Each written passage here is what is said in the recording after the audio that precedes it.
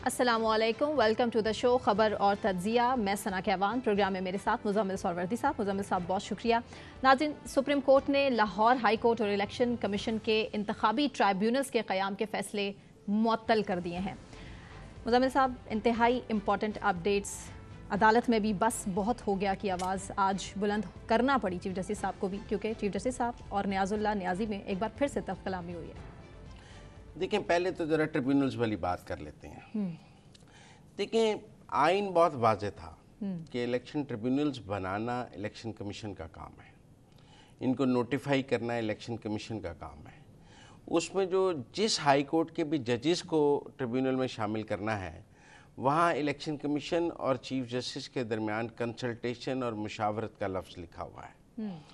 अब मुशावरत के नतीजे में ये तो है कि दोनों मिलकर इत्तफाक राय कर लें। उस मुशावरत का ये मतलब नहीं है कि उसके नतीजे में चीफ जस्टिस की मर्जी चलेगी। डिक्टेशन और मुशावरत में फ़र्क होना चाहिए। तो जो इलेक्शन कमीशन और चीफ जस्टिस के दरमियान जब तनाज़ा हो गया नामों पर, तो chief justice Lahore high court ने अपने नामों पर इसरार किया और इलेक्शन कमीशन ने अपने नामों पर इसरार किया। इत्तफाक राय नहीं हो सका, मुशावरत नहीं मुकम्मल हो सकी।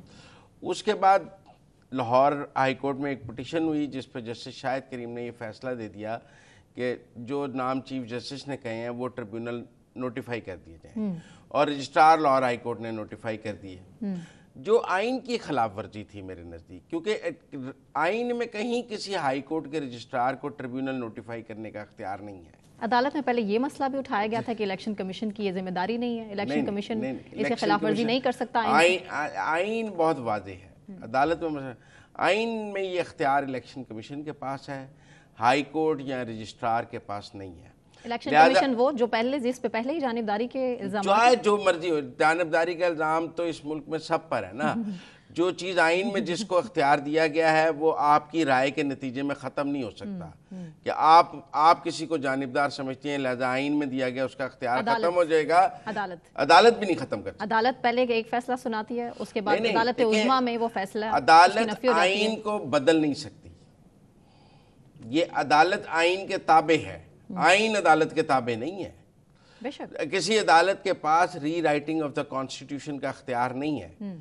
जो लाहौर हाई कोर्ट का फैसला था शाहिद करीम साहब का, वो री राइटिंग ऑफ द कॉन्स्टिट्यूशन के ज़ुमरे में आता है।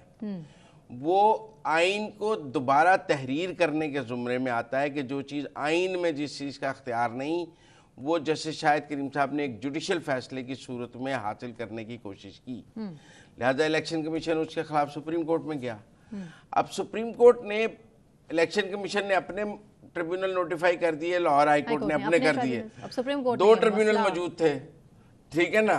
तो अब मामला सुप्रीम कोर्ट में गया, सुप्रीम कोर्ट ने दोनों के ट्रिब्यूनल खत्म कर दिए, और जो नए चीफ जस्टिस आई हैं, जस्टिस आयशा, उनको कहा है कि आप इलेक्शन कमीशन के साथ मुशावरत करें और केस को पेंडिंग रखा है।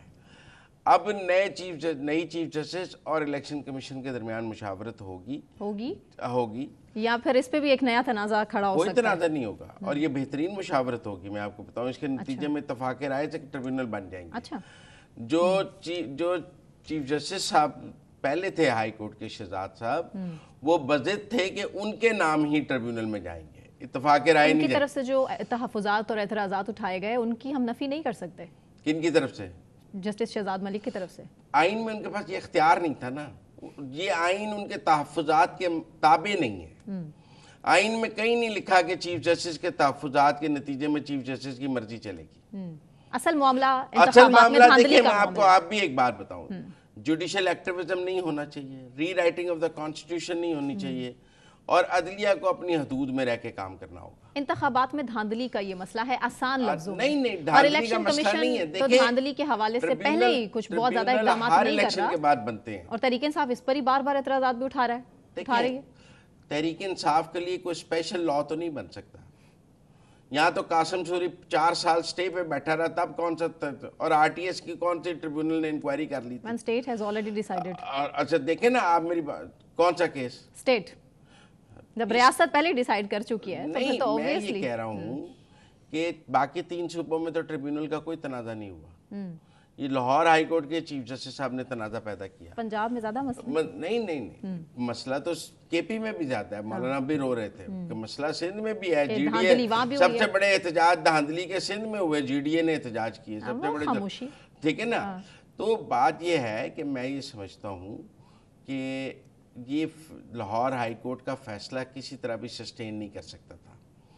इलेक्शन कमीशन के फैसला तो फिर सस्टेन कर सकता था, लेकिन उस पर भी हाई कोर्ट की कंसल्टेशन नहीं थी, लिहाजा दोनों फैसले मुअत्तल होना कानून के मुताबिक दुरुस्त फैसला है। अब आगे क्या होगा?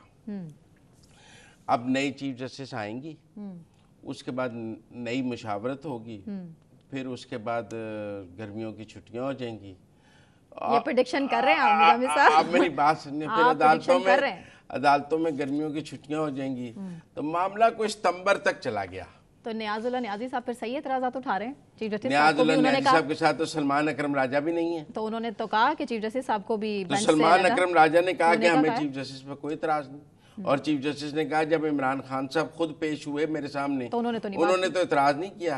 तो नियाजुल्लाह नियाजी साहब का इतराज क्या? मैं अब आपको एक बात बताऊं, काजी फायज ईसा साहब बहुत नरमी दिखा रहे हैं। क्यों नहीं? आज तो बड़े सख्ती से ना उन्हें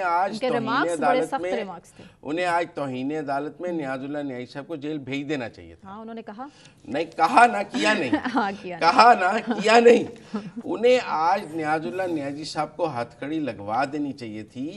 ये अदालतों में खड़े होकर जजों को गालियां देना, बुरा भला कहने की जो रवायत डाल रही है पीटीआई, इसको बंद करने के लिए ये जरूरी था कि आज आप नियाजुल्लाह नियाज़ी साहब को हथकड़ी लगवा देते। रिमार्क सामने रखे हम ऑडियंस के। चीफ जस्टिस साहब ने कहा कि क्यों ना नियाजुल्लाह नियाज़ी के खिलाफ केस पाकिस्तान बार काउंसिल में भिजवा दें, क्या हम अपनी बेइज्जती के लिए यहाँ बैठे हैं? देखिए, पाकिस्तान बार काउंसिल में तो उनका लाइसेंस मुअत्तल होगा कि वो एज वकील स्टैंड नहीं कर सकेंगे। उनका जो वकालत का लाइसेंस है वो पाकिस्तान बार काउंसिल मुअत्तल कर सकती है, लेकिन अदालत में बदतमीजी करने पर तो तौहीन अदालत की कार्रवाई जस्टिस काजी फायज ईसा खुद कर सकते हैं ना। इसलिए तो उसके लिए तो पाकिस्तान बार काउंसिल को भिजवाने की जरूरत नहीं है। उन्होंने कहा बस बहुत हो गया, हो सकता है नेक्स्ट टाइम। बस बहुत हो गया कहना काफी नहीं ना। फैसल वाडा को तो शोकाज दे दिया। अच्छा, ये और आप मोटिवेट कर रहे हैं चीफ जस्टिस जिन्होंने प्रेस कॉन्फ्रेंस की, जिसने अदालत में खड़े होकर बदतमीजी की, आप उसको नोटिस देने के लिए तैयार नहीं है।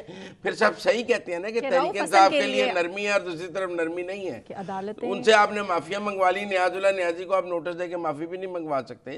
तो मेरा मतलब है कि ये जो चीफ जस्टिस साहब रियायत करते हैं तहरीक इंसाफ के साथ कि मेरी ज़ात पर तनकीद कर लें, मुझे कोई फ़र्क नहीं पड़ता, इससे दूसरी साइड को ये कहने का मौका मिलता है कि हमारी तनकीद पर एक्शन होता है, उनकी तनकीद पर एक्शन नहीं होता। उनके अगेंस्ट एक्शन लेकर क्या दोबारा आपको नहीं लगता है कि एक नया पेंडोरा बॉक्स भी खोला जा सकता है? पहले ये एतराज़ात उठा रहे हैं चीफ जस्टिस साहब के, फिर कुछ करेंगे तो फिर और एतराज़ दे दी जाए, क्योंकि वो इशू बना लेते हैं, लिहाजा उनको गालम गलूच की खुली इजाज़त दे दी जाए। मैं नहीं समझता। बहरहाल मैं ये समझता हूँ कि जो पंजाब में जुडिशल एक्टिविज्म था उसका एक बाब आज बंद हो गया, और ये जो जुडिशल एक्टिविज्म के ज़रिए आपने ट्रिब्यूनल्स बनाए थे वो आइनी और कानूनी तौर पर गलत बने थे, और उसका बाब ख़त्म। अगर वो ट्रिब्यूनल्स चलते रहते तो वो अनकॉन्स्टिट्यूशनल थे, और वो किसी स्टेज पे जाकर उनको अनकॉन्स्टिट्यूशनल करार ही दिया जाना था। अच्छा, अब मैं ये समझता हूँ कि जो ट्रिब्यूनल्स बनाने का इख्तियार है ना, इस हवाले से पार्लियामान में एक नई कानून साजी भी हो जाएगी। पहले ऑर्डिनेंस आया, एक्ट बना है, अब मुझे लगता है नई कानून साजी ऐसी हो जाएगी जिसमें अदलिया का किरदार कम कर दिया जाएगा और इलेक्शन कमीशन का किरदार बढ़ा दिया जाएगा। इसीलिए सीनियरिटी को नज़रअंदाज किया गया लाहौर हाई कोर्ट में। तो हुकूमत का कोई अमल दखल नहीं, तो जजेस ने खुद किया जुडिशल कमीशन में इत्तेफाक राय से। उसमें तो नहीं, मंसूर अली शाह वो तो कहते हैं कि मीटिंग शुरू मंसूर अली शाह साहब ने की, सबसे दलाइल मंसूर अली शाह साहब ने जस्टिस आलिया के हक में दिए, और जो बाकी जजेस थे सुप्रीम कोर्ट के, जो बाकी जजेस थे सुप्रीम कोर्ट के, सबने आलिया के हक में वोट डाला। आप उसमें आप काई साहब को कैसे कह सकते हैं? काई साहब के मुखालिफ जजेस हैं। रात गए तक मुशावरतें रही हैं, रात गए तक 2 जुलाई से पहले लंबी मुलाकातें होती रही हैं। मैं वैसे सीनियरिटी के असूल को ख़त्म करने के खिलाफ हूँ। मेरे ख्याल में अगर आपने आज एक जूनियर जज को लाहौर हाई कोर्ट का चीफ जस्टिस बनाया है तो कल जूनियर जज सुप्रीम कोर्ट का चीफ जस्टिस भी बन सकता है जी। अब आप ये कहेंगे कि जी अल जिहाद ट्रस्ट में ऐसा मुमकिन, फैसले के बाद ऐसा मुमकिन नहीं है क्योंकि उसमें सुप्रीम कोर्ट के लिए ये तय कर दिया गया है कि सीनियर मोस्ट होगा, तो भाई वो जो फैसला है वो भी कोई आसमानी सहीफा नहीं है, उस पर भी कानून साजी हो सकती है कि अगर जजेस और अदलिया हाई कोर्ट्स के लिए एक असूल नहीं रख सकते तो सुप्रीम कोर्ट के लिए वो कैसे हो सकता है? मतलब अगर आप ये कहते हैं कि हम हाई कोर्ट में जूनियर को चीफ जस्टिस लगा सकते हैं तो फिर हुकूमत ये कहेगी कि सुप्रीम कोर्ट में जूनियर क्यों नहीं चीफ जस्टिस लग सकता, वहां सीनियरिटी का असूल क्यों रखा जाए? अगर आप हाई कोर्ट से सुप्रीम कोर्ट जजेस की एलिवेशन पर सीनियरिटी के असूल को मद्देनजर नहीं रखते और कहते हैं सीनियरिटी कोई चीज़ नहीं, तो फिर कल को सुप्रीम कोर्ट में चीफ जस्टिस बनने पर भी सीनियरिटी के असूल को ख़त्म किया जा सकता है। अगर आप चीफ जस्टिस के लिए सीनियरिटी, मेरे ये ख्याल में कि सीनियरिटी के असूल को ख़त्म करने से सीनियरिटी का असूल हमेशा के लिए ख़त्म हो गया है। अब ये सुप्रीम कोर्ट में भी नहीं चल सकता। अच्छा। हाँ, ये गिरेगा क्योंकि इसके नीचे से बुनियाद ही ख़त्म कर दी गई है।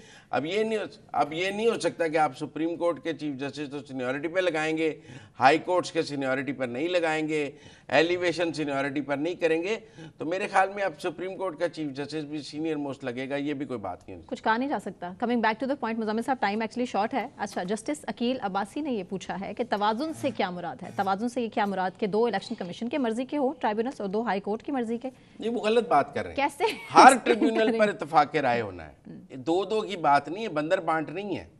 अगर पंजाब में 8 बनने हैं या 6 बनने हैं तो 6 नाम हाई कोर्ट के चीफ जस्टिस और इलेक्शन कमीशन के इत्तेफाक राय से होंगे। वो ये नहीं है कि वो दोनों आपस में मुलाकात में 2-2 कर लें, वो और बात है कि इन्होंने कोई नाम प्रपोज किए उन्होंने, लेकिन हर नाम पर इत्तेफाक राय, ये मीनिंगफुल कंसल्टेशन इसी को कहते हैं। और असल मसला इंतखाबात में जब आइन में ये कहा गया है कि आप चेयरमैन नैब या चीफ इलेक्शन कमिश्नर वजीर आजम और लीडर ऑफ द अपोजिशन आपस में मुशावरत से लगाएंगे, तो उस मुशावरत का यही मतलब है कि इत्तेफाक राय से लगाएंगे जिस पर दोनों का इत्तेफाक हो जाए। मुशावरत का ये मतलब नहीं है कि मैंने और आपने मिलकर डिस्कस किया और जाकर मैं अपनी मर्जी। अदालत ने तो कहा कि मुशावरत करेंगे election commissioner Lahore high court. मेरे ख्याल में अब जो मुशावरत होगी वो मीनिंगफुल हो जाएगी और रिजल्ट ओरिएंटेड होगी। डेडलॉक है, डेडलॉक नहीं होगा, नहीं होगा, नहीं होगा। ठीक है, ब्रेक जो की तरफ जाते हैं। के हवाले से डेडलॉक था, उन पर के खिलाफ तो सारे वकला भी हड़ताल कर रहे थे, जजेस भी परेशान थे,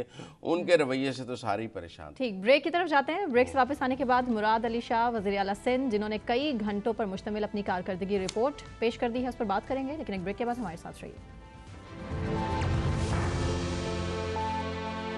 वेलकम बैक नाज़रीन, मुज़म्मिल सौरवर्दी साहब स्टूडियोज़ में मेरे साथ मौजूद हैं और अब बात करेंगे वज़ीर आज़म शहबाज शरीफ के हवाले से, जिन्होंने शंघाई ताउन तंजीम की कौंसिल के सरबराही इजलास से खिताब किया और कहा कि CPAC पाकिस्तान का बेहतरीन मनसूबा है। इस पर बात और इसके अलावा बात होगी अडियाला जेल में जो नहीं मिलने दिया गया तहरीक इंसाफ के रहनुमाओं को।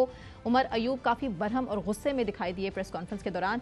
सबसे पहले वज़ीर आज़म शहबाज शरीफ के हवाले से। वज़ीर आज़म शहबाज शरीफ की वैसे तो एक दिन पहले रूसी सदर पुतिन से भी मुलाकात हुई है और इस शंघाई ताउन तंजीम में प्रेसिडेंट शी भी मौजूद थे और सारी सेंट्रल एशिया की सारी रियासतों के सदूर भी वहाँ मौजूद थे, टर्की के तैयब अर्दोगान भी मौजूद थे, लेकिन इंडिया नहीं गया वहाँ। मोदी साहब ने स्किप किया, हालांकि बुरा टाइम चल रहा है वज़ीर आज़म, हालांकि भारत SCO का मेंबर है और आपको पता है जब SCO का एक इजलास इंडिया में हुआ तो बिलावल साहब फॉरेन मिनिस्टर थे, वो गए थे, फिर सरबराही इजलास वर्चुअल हुआ, बड़ा क्रिटिसिज्म था हुआ, तो अब मोदी साहब ने स्किप किया इसमें और मोदी साहब ने शिरकत नहीं की।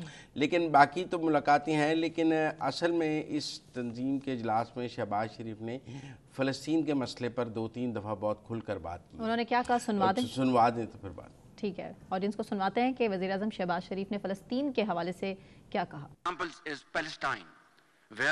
Over 37,000 innocent civilians, mostly women and children, have been killed, and over 2 million have been displaced by Israel's indiscriminate and unabated bombing.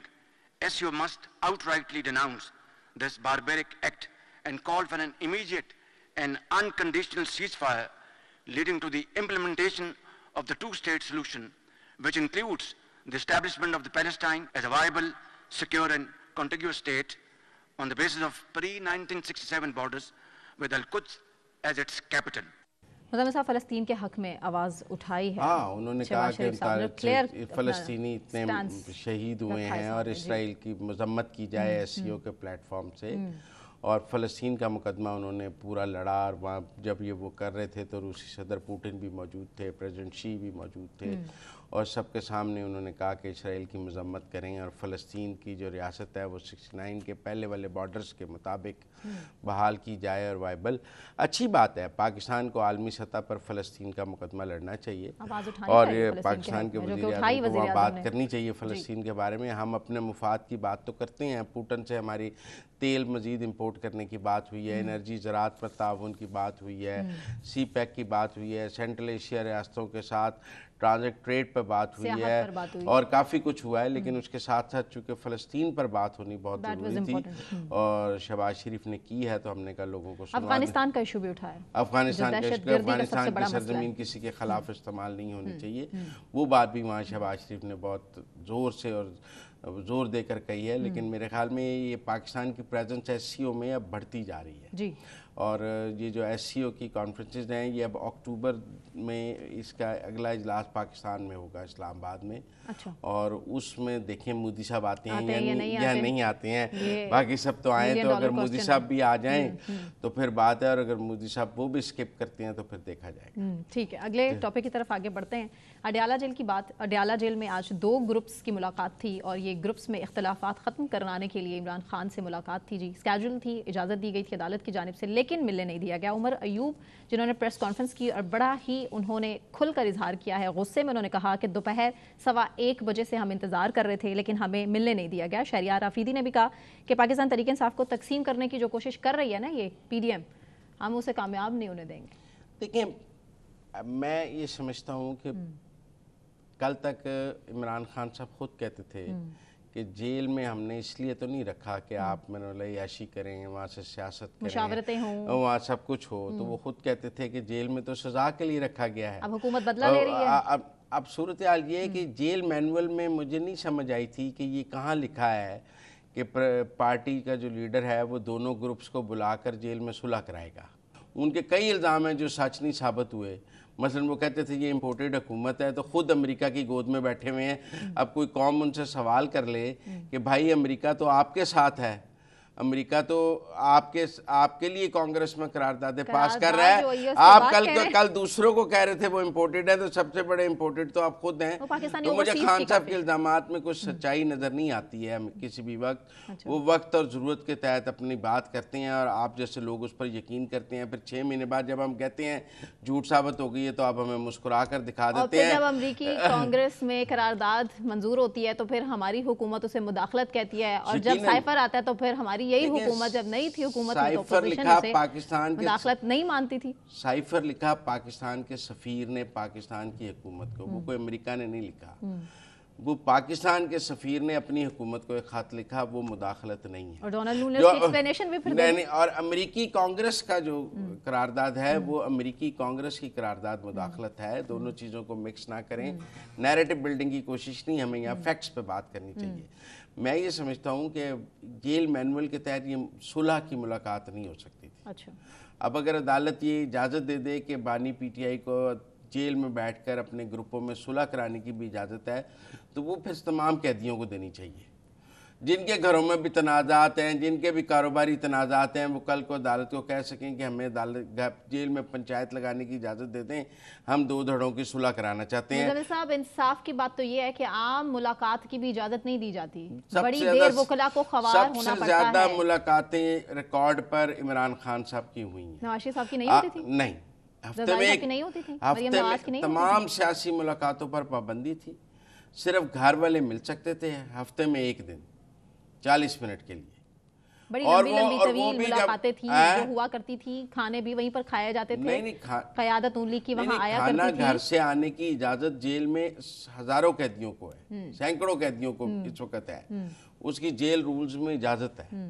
वो जो जेल रूल्स में इजाज़त है वो ये भी घर से मंगवा लें जिन्होंने कुक वहाँ रखा हुआ है, कुकड़, और ये भी खा रहे हैं। अब हुकूमत चूंकि जो इमरान खान ने एतराज़ात उठाए थे अपनी हुकूमत के दौरान, ये तमाम हुकूमत उसी फॉर्मूले पर अमल कर रही है। नहीं, मेरे ख्याल आपको नहीं लगता बड़कपन का मुजाहरा करना चाहिए मेरे हुकूमत ख्याल को? में उसकी निस्बत इमरान खान को बहुत अच्छा रखा गया जेल में। नवाज शरीफ साहब ने कहा मुझे तो पता ही नहीं एसी है भी या नहीं जेल में, बड़कपन का उन्हें कैसे मुजाहरा पता करना हो सकता चाहिए, है? एसी लगवा दे। उन्हें कैसे पता हो सकता है? यहाँ तो पंखे बंद करा दिए जाते हैं। नहीं, आपको पता है राना सनाउल्लाह साहब ने एक जेल से खत लिखा मुझे उस वक्त कि मुजम्मिल जून जुलाई की जून का एंड था कि ये रात को मेरे बैरक में शीरा फेंक जाते हैं जिसके ऊपर कीड़े चलते हैं, तो मैं जुराबें और दुस्ताने पहन के सोता हूँ कि रात को मुझे काटे ना, और टोपी पहन के। मेरे पास उनका वो खत मौजूद है। परवेज इलाही साहब की अहलिया ने भी बताया उनके साथ भी कुछ ऐसा ही हुआ। आप मेरी बात सुनिए, तो जो कुछ इमरान खान साहब करते रहे हैं उनके साथ वो नहीं हो रहा। मकाफात अमल आप भी मानते हैं? मकाफात अमल तो फिर निज़ाम में कुदरत है ना जी। तो फिर अब अमेरिका की मुदाखलत को भी फिर आप मकाफात अमल के साथ करें ना फिर। तो असल बात ये है, लेकिन मैं समझता हूँ कि ये मुलाकात हो भी नहीं सकती। इस तरह धड़ों में बैठकर कोई कैदी सुलह नहीं करा सकता। कैदी के पास ये इख्तियार नहीं है, फिर सारे कैदियों को दे दें, और हुकूमत को चाहिए कि आम कैदियों को कहें कि आप जेल से अपने कारोबार भी कर सकते हैं, आप जेल से अपनी सुलहें भी कराएं, आप जेल से लड़ाइयाँ भी लड़ें, आप सभी जेल में अपना दफ्तर खोल लें, सब कैदियों को ये इजाज़त होनी चाहिए। तो एक नुक्ता मैं यहाँ पर उठाना चाहूँगी जिसकी तरफ शहरियार अफरीदी साहब ने इशारा किया है कि वाकई में PDM फिर इख्तलाफात चाहती है पाकिस्तान तरीके इंसाफ के अंदर, क्योंकि वैसे तो शहरियार शिकस्त नहीं दी जा रही तरीके इंसाफ को। शहरियार अफरीदी साहब दूध पीते बच्चे हैं, वो क्यों लड़ रहे हैं उमर यूब के साथ? वो क्यों कौमी असम्बली में खड़े होकर कहते हैं मैं इस्तीफा दे रहा हूँ? उन्हें नहीं समझ के उनका लीडर अंदर है, ये वक्त लड़ने का नहीं है। फवाद चौधरी साहब क्यों लड़ रहे हैं? पता नहीं, वो सब इमरान खान के साथ है। तो जो इमरान खान को लीडर कहता है वो नीचे। असल में इमरान खान साहब ने अपनी पार्टी में बदतमीजी का एक कल्चर पैदा किया है। वो कल्चर अब उनकी अपनी पार्टी को खा रहा है। अच्छा? आप मेरी बात सुन, जब पहले वो ये बदतमीजी अपने मुखालिफ सियासतदानों से के खिलाफ कराते थे, अब ये बदतमीजी ये आपस में शुरू हो गई है। सब एक दूसरे का गिरबान पकड़े हुए हैं। इख्तिलाफ राय तो होता है, हर पार्टी में होता है। नहीं, बदतमीजी भी तो कहा होती जा है सकता ना। वो देखे ना, वो उनको हथनी कहता है, वो उनको ड्राइवर कहते हैं, ट्रैक्टर ट्रॉली भी कोई कहता है। ख्वाजा आसिफ साहब असेंबली में एक दूसरे, ख्वाजा आसिफ साहब नून लीग के किसी बंदे को तो ये बात नहीं कहते, कह रहे थे, लेकिन ये तो आपस में लगे हुए हैं। मैं तो आपस की बात कर रहा हूँ। इसी तरह शहरियार अफरीदी जो उमर यूब साहब के बारे में कहते हैं, और शंदाना गुलजार जो गंडापुर साहब के बारे में कहती हैं, वो इख्तलाफात नून लीग पैदा कर रही है। नहीं, मिफ्ता इस्माइल साहब भी जब नून लीग का हिस्सा थे तो उन्होंने भी सागदार के बारे में कोई अच्छी बातें तो नहीं की थी। सर वो आपस के इख्तलाफ होता है। हाँ, लिहाजा, लेकिन ये तो नहीं कहा जा सकता कि मिफ्ता इस्माइल और सागदार की लड़ाई PTI ने कराई है।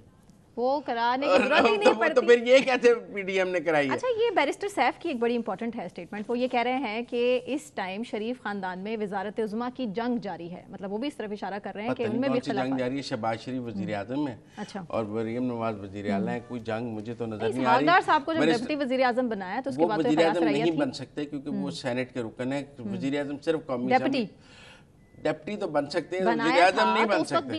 तो लड़ाई तो ना हुई। अच्छा। लड़ाई तो तब होगी जब वो कौमी असेंबली के मेंबर आप तरदीद कर रहे हैं, ठीक है ना? लड़ाई तो तब वो होगी, कौमी असेंबली में तो कोई ऐसा उम्मीदवार नहीं। लिहाजा मेरे ख्याल में बैरिस्टर सैफ साहब गंडापुर की कारकर्दगी, आप देखें ना, आज मुराद अली शाह साहब ने कई घंटों पर तवील अपनी कारकर्दगी बताई है। उन्होंने क्या कहा, हम थोड़ा सा वो अपने अवाम के सामने रखते हैं, जिसमें वो क्लियर कर रहे हैं कि जी सिंध से मुतालिक फैलाई जाने वाली खबरों में कोई सदाकत नहीं है और थर पूरे पाकिस्तान की किस्मत बदलेगा। फिलहाल कराची की तो किस्मत बदल रही है मुराद अली शाह साहब। ये मरियम नवाज साहिबा के नक्शे कदम पर तो नहीं चल पड़े। जो थर में काम हुआ है वो काबिल सताइश है। हम ये नहीं कह सकते कि थर में कोई गलत काम हुआ है। जो थर में काम किया है पीपल्स पार्टी ने, लेकिन ये उन्होंने अपनी ना को 12-13 साल की कारकर्दगी बताई है।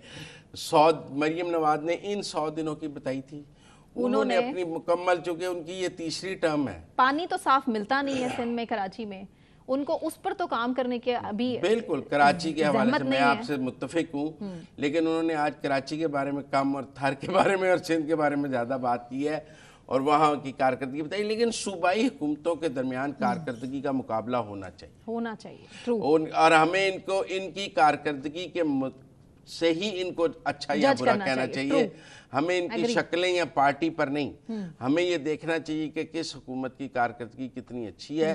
क्योंकि अब 18वीं तरमीम के पास पैसे सूबों के पास हैं, काम सूबों ने करने हैं, वसाइल सूबों के पास हैं, डिलीवर सूबों ने करना है, तो सूबाई हुकूमतों की कारकर्दगी बहुत इंपॉर्टेंट है। और किस सूबे के अवाम अपने वज़ीर आला से खुश हैं, इस पर भी जोर देना चाहिए। ब्रेक के बाद जो एक सेगमेंट है हमने इसी से रिलेटेड कवर भी किया है, आपके सामने आएंगे एक ब्रेक के बाद। हमारे साथ रहिए।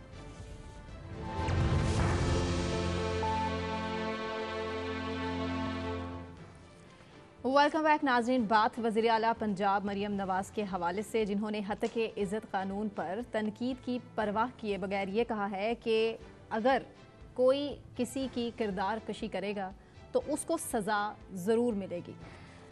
मुज़म्मिल साहब, मरियम नवाज साहिबा का हत्के इज़्ज़त कानून के हवाले से स्टैंस बड़ा क्लियर है। हो सकता है आने वाले टाइम में कितने सहाफ़ी इस कटहरे में खड़े होते हैं।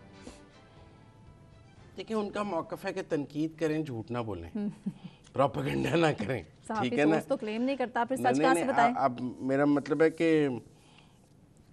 मेरा हत्के इज़्ज़त के हवाले से ये ख्याल है कि झूठे प्रोपेगेंडे के खिलाफ कोई एक्शन तो होना चाहिए, कि उसका फ्री लाइसेंस होना चाहिए। झूठा प्रोपेगेंडा वो जो खबर आपको पसंद नहीं आई, जो मैं आपकी मनमर्जी की खबर नहीं, कोर्ट ऑफ लॉ में ये है ना कि साबित हो जाएगा, चाहे कोई भी सियासी पार्टी। नहीं, झूठी खबरें हमारे यहाँ चलती हैं या नहीं बहुत चलती, उनको पकड़ने का कोई निज़ाम होना चाहिए या नहीं? बेशक पहले भी था, नहीं है ना, इम्प्लीमेंटेशन इस तरह से नहीं है ना। अगर होता तो ना चलती। आप मेरी बात समझिए, हम ये माने कि हमारे निज़ाम अदल में और हमारे कानून में अभी तक झूठी खबर को पकड़ने का मौसर निज़ाम मौजूद नहीं है। और हमारे दोस्त, हमारे साफ़ी, हमारे मीडिया आउटलेट्स झूठी खबर देकर बच जाते हैं कानून के शिकंजे से। हाँ, कानून के शिकंजे से और इंसाफ के तकाजों से। अब तो भारी भरकम जुर्माना है जो अदा करना पड़ेगा। दुनिया भर में भारी भरकम जुर्माने हैं, दुनिया में कहाँ भारी भरकम जुर्माने नहीं है। देखें, डेफेमेशन के कानून की खूबसूरती भारी भरकम जुर्मानी है। भारी भरकम जुर्मानों के बगैर तो डेफेमेशन का कानून जो है वो एक बेसर कानून हो जाएगा। पाकिस्तान के तमाम जो डेफेमेशन के तनाज़ात हैं वो लंदन में क्यों तय होती हैं? क्योंकि वहाँ जुर्माने भारी हो जाते हैं और खबरें सोच समझकर चलाई जाती हैं, सोशल मीडिया पर भी, चैनल्स की वजह के थ्रू, और इसलिए मेरे ख्याल में। लेकिन अगर अब उन्होंने जो कानून बनाया है उस पर सहाफ़ियों को भी इतराज़ है, और फिलहाल वो लाहौर हाई कोर्ट में भी उसकी कुछ शिकें मुअत्तल कर दी गई जी। तो लिहाजा मामला सब जुडिस भी है। लेकिन मरियम नवाज ने आज क्लियर किया है कि वो इस कानून के साथ खड़ी हैं, और वो जो उन पर तनकीद या प्रोपेगेंडा था वो उससे बेपरवाह होकर जो कानून उन्होंने बनाया वो उसको डिफेंड कर रही हैं। और उनका ये ख्याल है कि सोशल मीडिया पर बहुत झूठी कैरेक्टर असैसिनेशन होती है, जिससे मैं उनके साथ मुत्तफिक हूँ। झूठी खबर को पकड़ने की हद तक मुत्तफिक हूँ, इसके मैकेनिज्म पर बात होनी चाहिए। मैं भारी जुर्मानों के भी हक में हूँ, मैं भारी जुर्मानों के खिलाफ नहीं हूँ। भारी जुर्माना उसी को होना है ना जिसने झूठी खबर देनी है, सच्ची वाले को तो नहीं होना। तो परेशानी वाली क्या बात है? लेकिन वो सहाफ़ी भी जो नून लीग को सपोर्ट करते हैं इस गवर्नमेंट पर तनकीद कर रहे हैं कि जो कर रही है ये हुकूमत वो ठीक नहीं है सहाफ़ियों के साथ। तनकीद करने की क्या फ़र्क पड़ता है? मैं खुद महंगी बिजली के ख़िलाफ़ हूँ, मैं भी महंगी बिजली और महंगाई के ख़िलाफ़ हूँ, तो इसमें ऐसी कौन सी बात है? मैं महंगाई के ख़िलाफ़ हूँ, मेरा एक स्टांस है कि मुझे आम आदमी इतनी महंगी बिजली अफोर्ड नहीं कर सकता। तो अब महंगाई के ख़िलाफ़ महंगाई पे तनकीद करना तो डेफेमेशन नहीं है। आप मेरी बात समझें। महंगाई की अगर आप बात कर रहे हैं तो बात फिर बिजली की भी सबसे पहले कर लेते हैं कि बिजली जिस तरह महंगी हो चुकी है, आवाम की चीखें निकल आई हैं, लोगों ने अपने बिजली के बिल पकड़कर अब वीडियोस रिकॉर्ड करना शुरू कर दिए हैं, सोशल मीडिया पर अपलोड करना शुरू कर दिए हैं कि उनकी इस टाइम बस से बाहर हो चुका है। कोई रिक्शा बेचकर बिजली का बिल अदा कर रहा है, कोई घर की मोटरसाइकिल बेच रहा है, कोई जेवर बेच रहा है, लेकिन उसके बावजूद हर महीने बिजली का लंबा चौड़ा बिल। और यही नहीं बल्कि जुलाई 2024 से बिजली के नए निर्ख भी लागू हो चुके हैं। क्या बनेगा आवाम का? ये बिजली की जो कीमत है ना वो बिल्कुल नाकाबिले बर्दाश्त हो गई है जी। मैं आपको बताऊं, मौजूदा जो बिजली का रेट है इसके ऊपर बिल देना अमली तौर पर middle class, lower middle class, गरीब के लिए अमली तौर पर नामुमकिन हो गया। अब आप बिजली के बगैर तो जिंदा नहीं रह सकते ना, वो भी चीखें मार रहा है कि मुश्किल है। अब आप बिजली के बगैर जिंदा नहीं रह सकते। बेशक। अब आप ये कहें जी कि अच्छा भी पुराने ज़माने में बिजली नहीं होती थी तो लोग रहते थे, नहीं। अब बिजली एक बुनियादी ज़रूरत है ज़िंदा रहने के लिए जी। हमारे निज़ाम ज़िंदगी की एक बुनियादी ज़रूरत है बिजली के बग़ैर ज़िंदगी का कोई तसव्वुर नहीं है। मैं लोड शेडिंग के भी ख़िलाफ़ हूँ और मैं महंगी बिजली के भी ख़िलाफ़ हूँ जी। हुकूमत को बिजली सस्ती करने के रास्ते ढूंढने होंगे। ये महंगी बिजली के साथ ये मुल्क नहीं चल सकता। बेशक महंगी बिजली के साथ मैं और आप जिंदा भी नहीं रह सकते। लोग सारा दिन सुबह उठ के ना मीटर देखते रहते हैं कितना हो गया, कितना चला। बेशक एक शख्स का एक कमरे का मकान जिसमें सिर्फ एक लाइट और एक पंखा हो, उसके बावजूद उसे 30-35 हज़ार का लंबा चौड़ा बिल आ जाए, और ये कैसे जो 201 यूनिट पे जाके रेट बदल जाता है ना जी, उसमें के भी सुना है कि बिजली वाले जो हैं वो जबरदस्ती ऊपर वाले 5-10 आपको करा देते हैं। लेकिन मैं ये समझता हूँ कि पहले लेस्को में ओवर बिलिंग की भी बहुत शिकायत आई हैं 82 करोड़ यूनिट्स की। लेकिन बिजली चोरी भी पाकिस्तान का एक मसला है, बहुत बड़ा महंगी मसला बिजली है। भी एक बहुत बड़ा मसला है और महंगी बिजली पर हम हुकूमत के सख्त नाकद हैं। हम समझते हैं कि इतनी महंगी बिजली आवाम पर को देना जुल्म है। इससे कोई मसले का हल नहीं होगा। लोगों की ज़िंदगी मुश्किल हो रही है।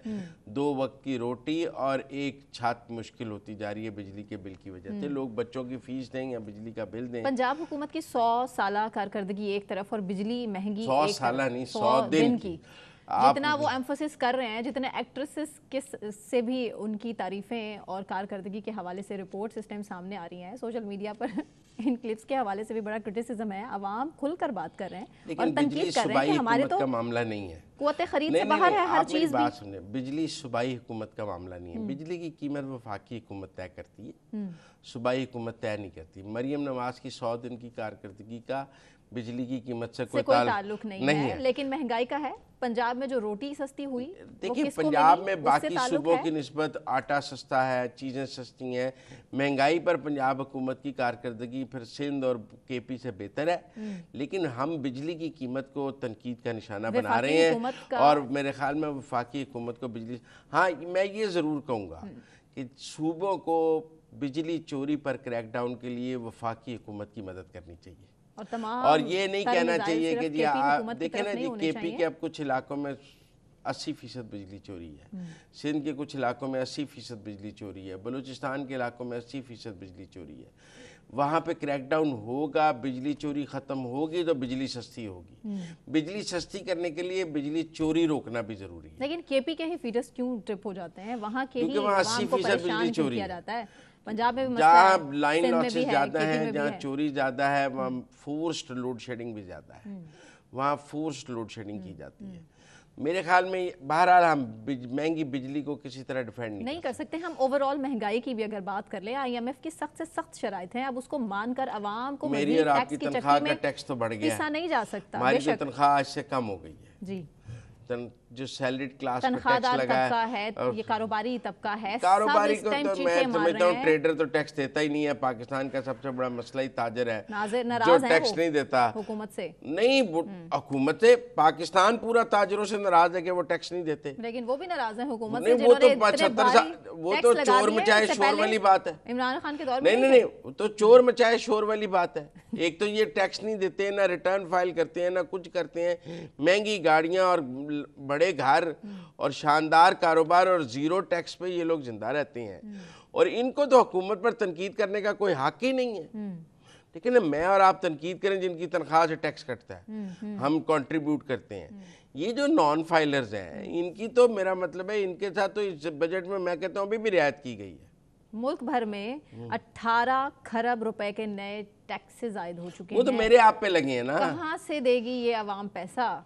मैं आपसे एग्री करता हूँ कि दूध पे भी टैक्स लग गया है और वो तो फ्री देंगी ना मरियम नवाज स्कूल्स में छुट्टियों के बाद। स्कूल में तो देंगे। कहा ये जा रहा है कि हमजा शहबाज शरीफ को फिलहाल नवाजने की तैयारी की जा रही है। नहीं, आइए ऐसे आप पीटीआई का प्रोपेगेंडा ना किया करें। मैं सामने रख रही हूँ। नहीं, आप लोग पहले ही मुर्गी की कीमतों से तंग हैं। नहीं, लोग कहते हैं इनकी हुकूमत आने के बावजूद मुर्गी सस्ती नहीं होती और अब ये दूध। नहीं, ये पीटीआई के दौर में भी ये रेट थे। ये प्रोपेगेंडा, इसी की वजह से अतकेजत का बिल आया है कि मेरा मतलब इस चीज का अब आपके पास कोई सबूत नहीं है। नहीं कि महंगाई नहीं है, नहीं, मेरे पास इस बात का सबूत है। आपने इल्जाम लगाया आपके है। अब आप पर कल मरियम नवाज अगर हुकूमत पंजाब मुकदमा करे, बेशक आपके पास सबूत है कि आपके पास महंगाई है। मैं तो ये नहीं आपने अभी जो हमजा नहीं मुकरे नहीं, आपने जो हमजा शहबाज वाली बात की उसका सबूत है आपके पास? मैंने तो आपके सामने सवाल नहीं आपके पास सबूत है, कैसा हो सकता है? नहीं आपके पास सबूत है, मेरा पूरा सवाल नहीं देखिए ये गलत बात, इसी हमारे इसी किस्म के सहाफियों की वजह से ये तकद्दुस का कानून बना है